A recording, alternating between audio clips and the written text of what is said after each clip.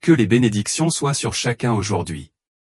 Aujourd'hui, j'ai un témoignage émouvant à partager ou une histoire puissante de transformation et de repentir d'une ancienne sœur hindoue.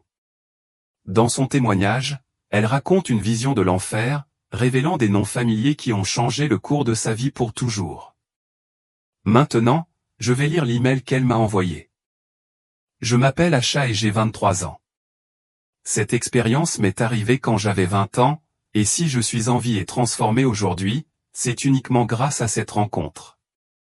Pour vous donner une idée plus claire, laissez-moi commencer par vous parler un peu de mon parcours. Nous étions une famille hindoue qui a émigré en Amérique avec mon père, rempli de rêves et de grands espoirs pour un avenir meilleur. Mon père croyait profondément au pouvoir de ses prières quotidiennes à Lakshmi, la déesse de la richesse et de la prospérité. Il était certain qu'en la vénérant fidèlement, nous trouverions un jour la sécurité financière, le bonheur et la paix. Dès mes premiers souvenirs, je l'avais rejoint pour effectuer les rituels traditionnels de puja. L'arôme apaisant de l'encens et les couleurs vives des fleurs que nous lui offrions ressemblaient à une étreinte réconfortante, une promesse de protection et de prospérité. Pourtant, malgré nos espoirs, la vie en Amérique s'est déroulée différemment. Au lieu de nous épanouir, nous avons lutté dans la pauvreté. Mon père a cherché sans relâche un emploi stable, mais chaque tentative a échoué. Il priait tous les jours, mais nous ne faisions que nous endetter davantage. Puis, la santé de mon père a commencé à décliner. Nous avons gardé la foi, confiant que nos dieux le protégeraient du mal, mais aucune prière ni aucune offrande ne pouvait lui redonner des forces. Impuissante, je le regardais s'affaiblir de jour en jour, au point de ne plus pouvoir quitter son lit. Pendant des mois, j'ai jonglé avec mes responsabilités, m'occupé de lui, étudié et travaillé à temps partiel. Puis, un jour tragique, l'inévitable nouvelle est arrivée. Une voisine, alarmée, m'a appelé d'urgence. Elle l'avait trouvé immobile sur le balcon et avait contacté la police. Ce jour-là m'a changé à jamais, laissant une trace dans mon âme que je porte encore aujourd'hui.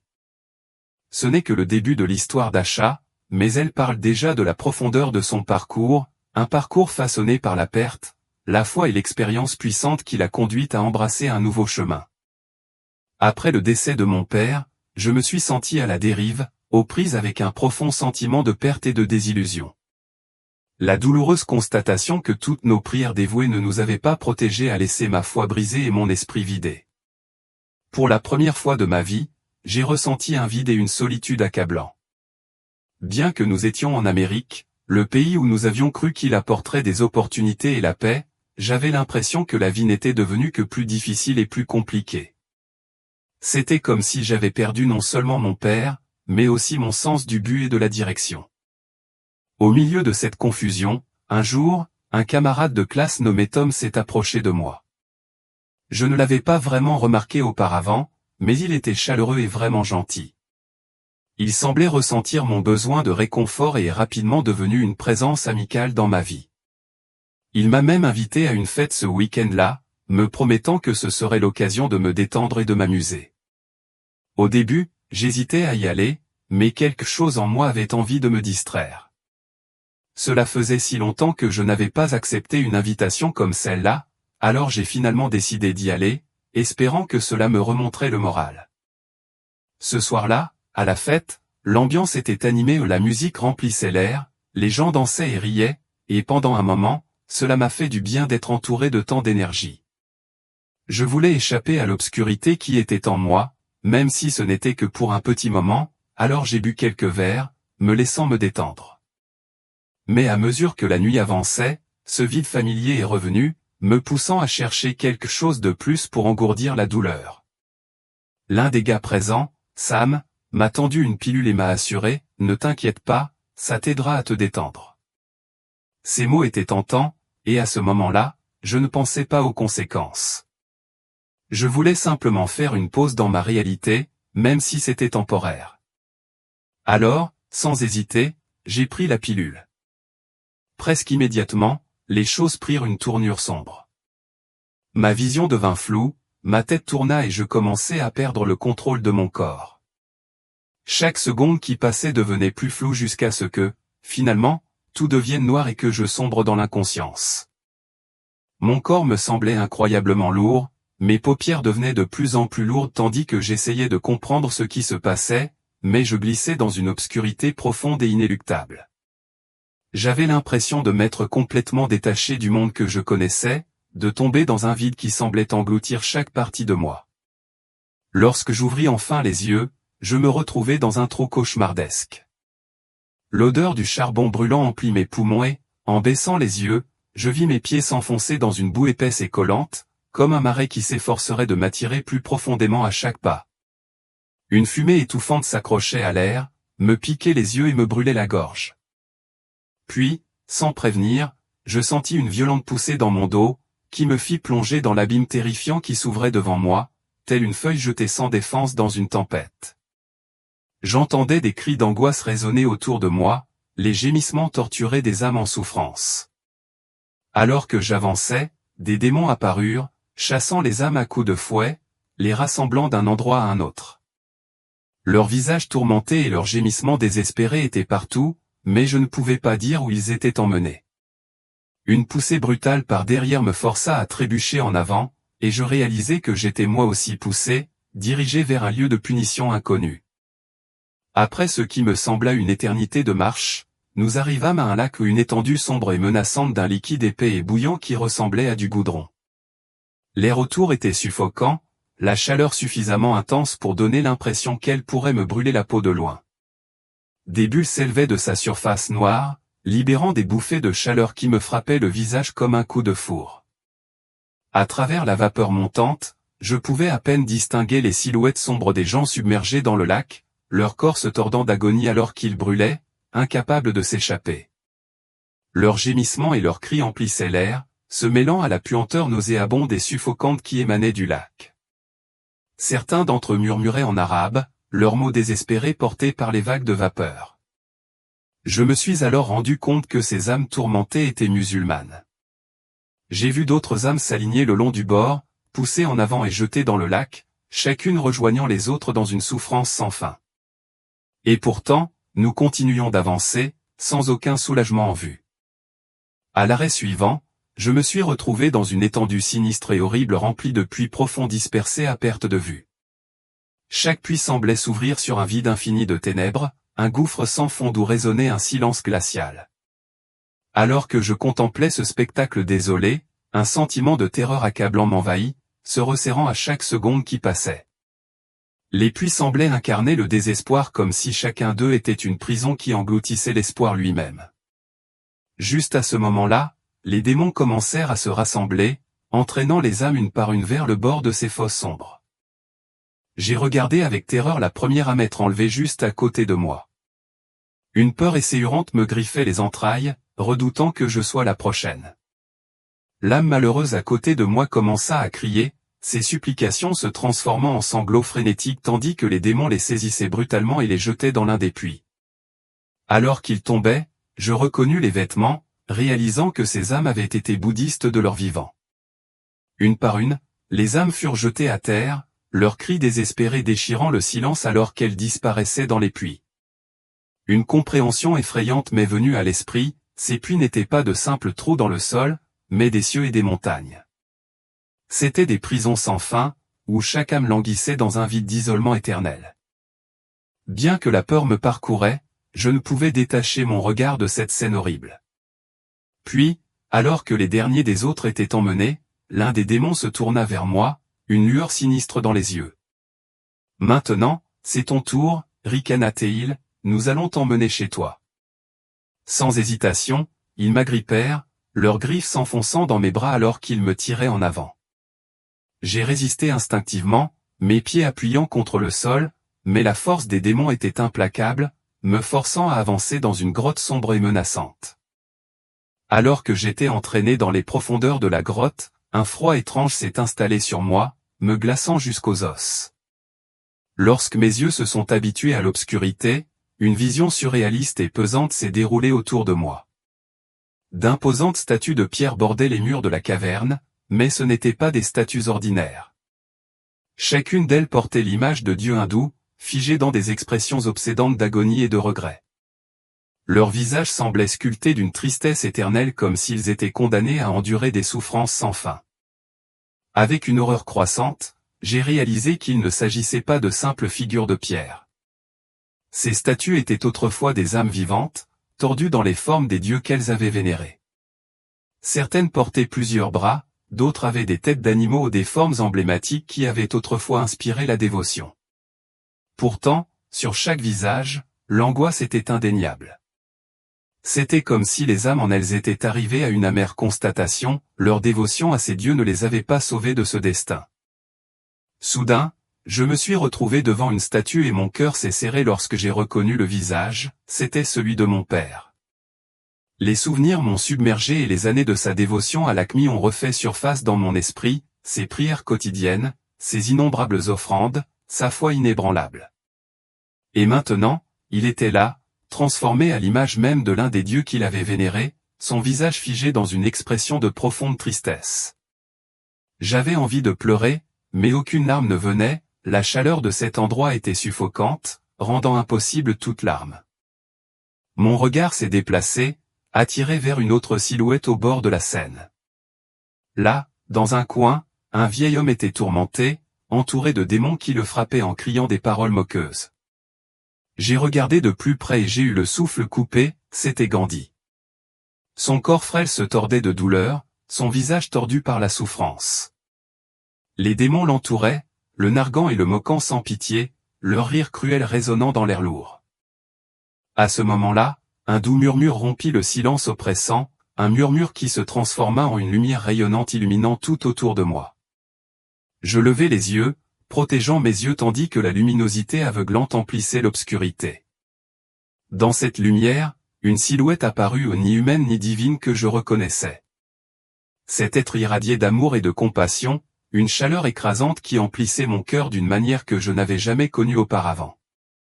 Puis la silhouette parla, sa voix douce mais puissante, atteignant directement mon âme, « Acha, Aplathéel, tu as reçu le don de la vie, mais tu as cherché la paix au mauvais endroit. Tes croyances t'ont amené ici, mais cela ne doit pas nécessairement être la fin de ton voyage. » Chaque mot résonnait en moi, remuant quelque chose au plus profond de mon cœur.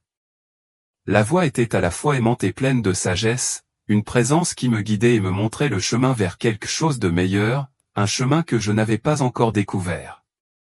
Ce ne sont pas tes prières et tes rituels qui t'ont amené ici, Acha, continua la voix, ces mots portant un poids de vérité auquel je ne pouvais échapper. Je sentis la profonde résonance de son message. Toutes les années de foi dévouée de mon père et les innombrables rituels que nous avions accomplis ou tout ce qu'on m'avait appris depuis l'enfance m'avait conduit à ce point d'obscurité. Pour la première fois de ma vie, je sentis ce vide qui me rongeait commencer à se dissoudre, remplacé par quelque chose de plus profond en présence de cette voix. Sans réfléchir, les mots sortirent de mes lèvres, une supplique désespérée, mais, que dois-je faire? Si tout ce en quoi je croyais chaque prière, chaque rituel était faux, que faire maintenant? La voix s'adoucit, mais il y avait un sérieux profond et solennel dans sa réponse.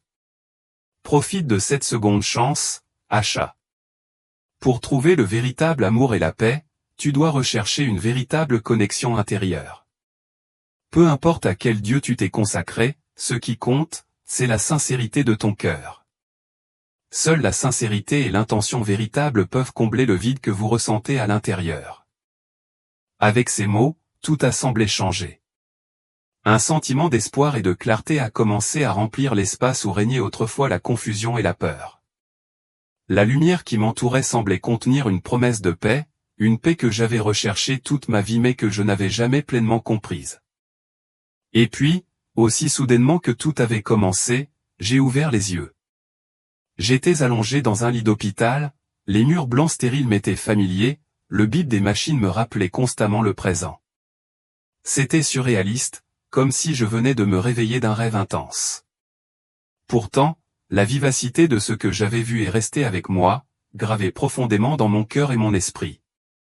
Une partie de moi se demandait si tout cela n'était qu'un produit de mon imagination, une manifestation de mon désespoir. Mais le poids de l'expérience, la clarté du message, restait indéniable. La vie continuait comme si rien n'avait changé. Je devais toujours faire face à chaque jour sans mon père, et je devais toujours travailler et assumer mes responsabilités. La routine de ma vie continuait, mais je savais que quelque chose avait changé en moi. Le chemin que j'avais suivi auparavant me semblait lointain, et je comprenais désormais plus profondément que le voyage qui m'attendait serait celui de la recherche de la véritable paix intérieure. Les jours passaient, et le vide qui m'avait saisi ne semblait que s'approfondir. Bien que je continuais à aller travailler tous les jours, il y avait en moi un vide lancinant dont je ne pouvais me débarrasser. C'était comme si quelque chose de vital manquait à ma vie, et malgré tous mes efforts pour l'ignorer, le vide grandissait. J'ai arrêté de prêter attention aux gens autour de moi, ne me souciant plus de leur vie ou de ce qu'ils disaient. Même les visions terrifiantes que j'avais vécues autrefois ont commencé à disparaître de mon esprit, repoussées par le poids de mon existence quotidienne. Pourtant, le vide restait, pressant plus fort contre ma poitrine chaque jour qui passait. Un soir, après une journée de travail particulièrement éprouvante, une femme d'âge moyen, prénommée Marie, s'est approchée de moi. Son sourire doux contrastait avec les pensées lasses qui tourbillonnaient dans mon esprit. « Je vois que ça a été une période difficile pour toi », a-t-elle dit d'une voix douce et compatissante. Lorsque ses yeux ont croisé les miens, j'ai eu l'impression qu'elle pouvait voir au plus profond de mon âme, là où toute ma tristesse, ma confusion et mon incertitude avaient été enfouies. Je ne trouvais pas les mots pour l'expliquer, alors j'ai simplement hoché la tête.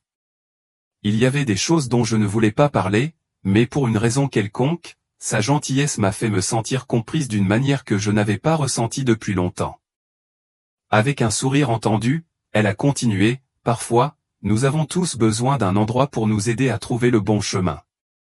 Ce dimanche, il y a un service dans mon église.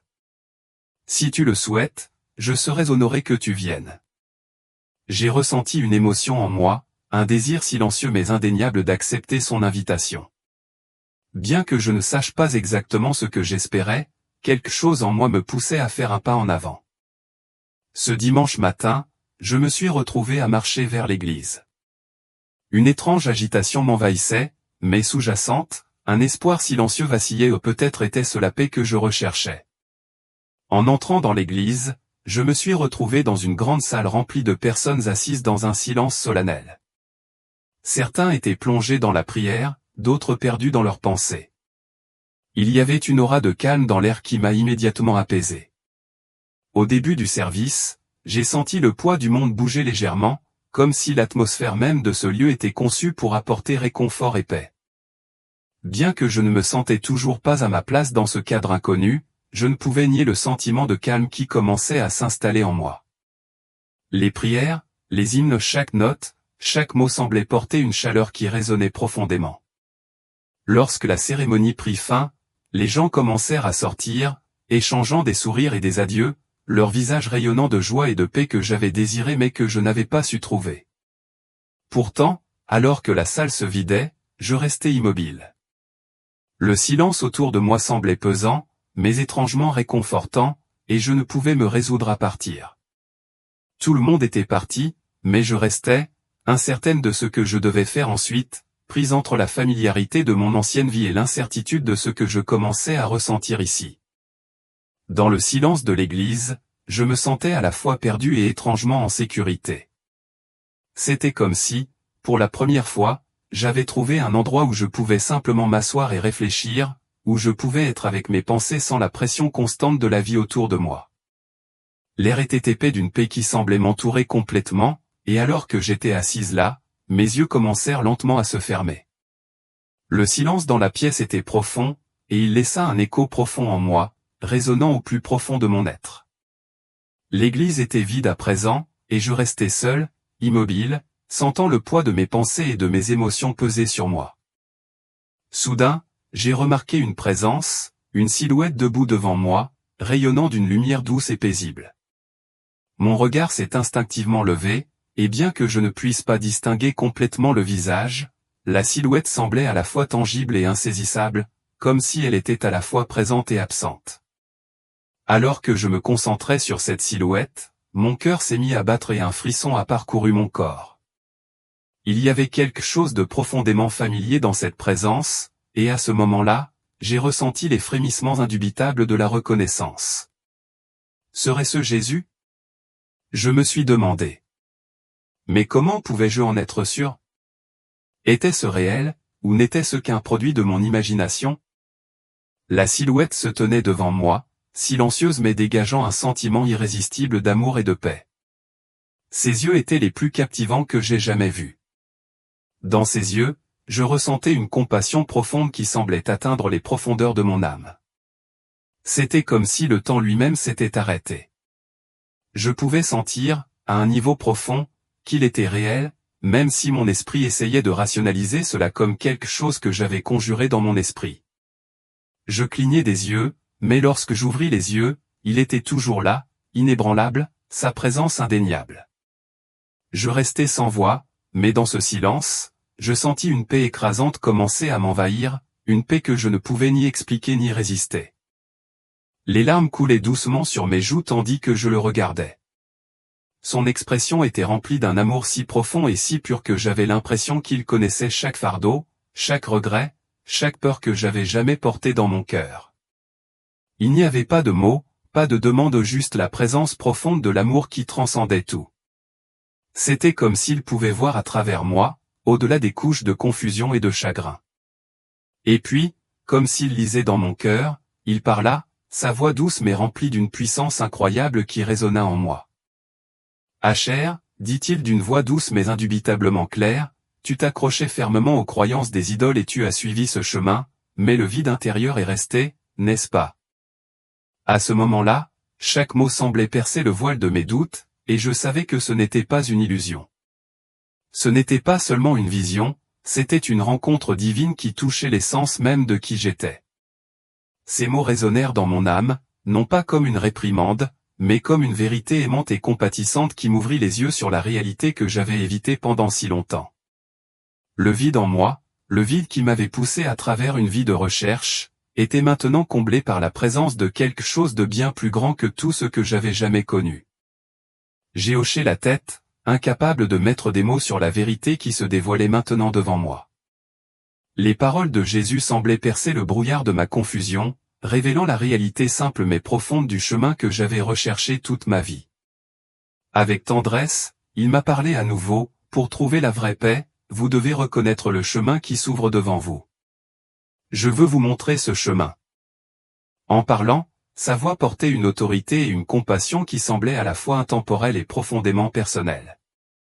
Puis il a récité des paroles de la Bible, « Venez à moi, vous tous qui êtes fatigués et chargés, et je vous donnerai du repos » Matthieu 11h28. Le poids de ces paroles a pénétré profondément dans mon âme. J'avais été fatigué, accablé par des années de faux espoirs et de recherches vaines, et à ce moment-là, j'ai compris que le repos auquel j'avais aspiré n'était pas quelque chose que je pouvais trouver à travers des rituels ou des croyances, mais à travers lui.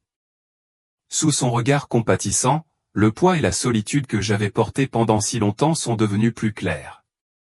C'était comme s'il avait épluché les couches de mon cœur, exposant le vide que j'avais essayé de combler avec les mauvaises choses. Puis il parla de nouveau, d'une voix ferme et sûre, « Je suis la lumière du monde. Celui qui me suit ne marchera pas dans les ténèbres, mais il aura la lumière de la vie. » Jean 8h12. La vérité de ces paroles inonda mon cœur en un instant. J'avais erré dans les ténèbres pendant si longtemps, essayant désespérément de trouver la lumière, mais tout du long, le chemin était juste devant moi. Ces paroles ont à la fois exposé mes blessures et commencé à les guérir. Je les ai senties s'installer dans mon cœur comme un baume, apaisant les cicatrices que j'avais accumulées au fil des années. Le chemin que tu suis doit être nourri par une véritable connexion intérieure, Asher, continua-t-il, une connexion remplie d'amour et de sincérité. En prononçant ces mots, j'ai senti une vague de regret m'envahir, le regret de toutes les années que j'avais passées à suivre un chemin qui ne menait qu'au vide. Pour la première fois de ma vie, j'ai pu voir clairement le chemin que j'étais censé emprunter. Ces paroles ont éclairé la voie à suivre et j'ai senti un immense sentiment de paix s'installer en moi. Le poids de mon passé, la confusion, la culpabilité et le vide semblaient tous s'alléger lorsque ces paroles prirent racine dans mon cœur. Je tombai à genoux, joignant instinctivement mes mains en prière, déversant la douleur et le regret qui s'étaient accumulés en moi au fil des années. des larmes coulaient sur mon visage, non pas de tristesse, mais de soulagement, comme si un barrage s'était brisé, permettant au poids que j'avais porté si longtemps de fondre lentement. À chaque larme, je me sentais plus légère, plus libre, comme si les fardeaux que j'avais autrefois portés étaient doucement soulevés, petit à petit. À ce moment sacré, entouré d'une paix au-delà des mots, j'ai su que j'avais trouvé le chemin du vrai repos, le repos que j'avais recherché toute ma vie. À ce moment sacré, tout ce que j'avais passé ma vie à rechercher, la richesse, les rituels, les idoles m'a soudainement semblé dénué de sens. J'ai réalisé que la vraie paix, le véritable amour et l'épanouissement que j'avais si désespérément recherché ne pouvaient être trouvés qu'en Jésus. Le vide qui avait défini mon existence pendant si longtemps commença à se dissiper, remplacé par une présence qui me remplissait complètement. Les mots commencèrent à jaillir de mon cœur, comme s'ils attendaient d'être prononcés depuis des années. Dieu, pendant des années, j'ai suivi les mauvais chemins, j'ai cru aux mauvaises choses et je me suis éloigné de toi. Maintenant, je reconnais toutes mes erreurs et je souhaite me consacrer à ton chemin, murmurai-je dans le silence de ce moment sacré. Aussitôt que les mots quittèrent mes lèvres, quelque chose d'incroyable se produisit. Le vide obscur qui me hantait depuis si longtemps, la solitude, la culpabilité, le regret commença à se dissiper, remplacé par un sentiment de paix écrasant que je n'avais jamais connu auparavant. C'était comme si le poids des fardeaux de toute une vie était enlevé de mes épaules, et à sa place se trouvait une profonde tranquillité qui remplissait les parties les plus profondes de mon âme. Je sus, à cet instant, que ma vie avait changé, que je n'étais plus la même personne qui était entrée dans cette église quelques jours auparavant. À partir de ce jour, tout commença à changer. Les erreurs et les poursuites vaines qui avaient défini ma vie autrefois ont disparu, remplacées par un nouveau sens du but et un espoir renouvelé. J'avais trouvé la vérité, et j'étais désormais déterminé à suivre le chemin que Jésus m'avait montré. Au fil des jours, j'ai commencé à abandonner lentement mes anciennes croyances, les rituels qui avaient défini ma vie autrefois, et j'ai commencé à entretenir une connexion profonde et personnelle avec Jésus. Chaque jour, ma foi devenait plus forte à mesure que je priais, ressentant sa présence plus vivement dans ma vie. Je ne me sentais plus perdue ou incertaine. Je me sentais guidé par la lumière de son amour, marchant à mes côtés à chaque instant, me montrant la voie à suivre. À chaque prière, je ressentais la paix que lui seul pouvait offrir, une paix qu'aucune réalisation terrestre, aucune idole ou aucune de mes poursuites ne pouvait jamais offrir. Le vide avait disparu, remplacé par un profond sentiment d'appartenance et d'accomplissement. Je ne marchais plus seul dans la vie, je marchais dans la vie avec lui. Je marchais avec le Sauveur et je savais, sans l'ombre d'un doute, que j'étais désormais sur la bonne voie, dans ma nouvelle vie, une vie remplie de son amour, de ses conseils et de sa paix inébranlable.